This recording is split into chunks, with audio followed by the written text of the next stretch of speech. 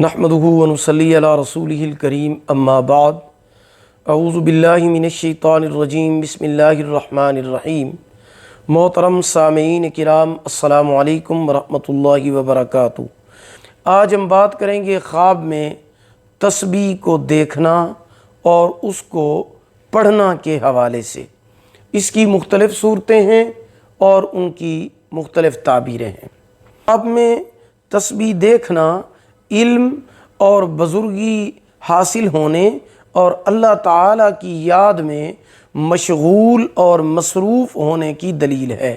خواب میں تسبیح پڑھنا متقی اور پرہیزگار ہونے، عبادت میں مشغول رہنے کی دلیل ہے۔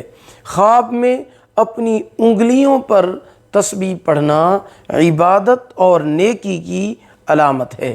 خواب میں تسبیح پڑھنے کے بعد دعا مانگنا گناہوں کی معافی مانگنے اور اللہ تعالیٰ سے بخشش کرنے کی علامت ہے، یعنی اللہ تعالیٰ انشاءاللہ اس کی بخشش کریں گے۔ اگر آپ کو ہماری یہ ویڈیو پسند آئی ہو اسے لائک کریں، صدقہ جاریہ سمجھ کر اسے شیئر کریں۔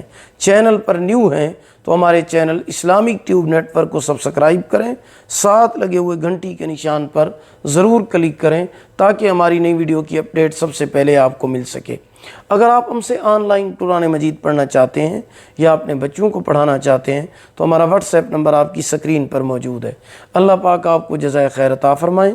اللہ پاک آپ کے حامی و ناصر ہوں۔ آخر دعوانا ان الحمد للہ رب العالمین۔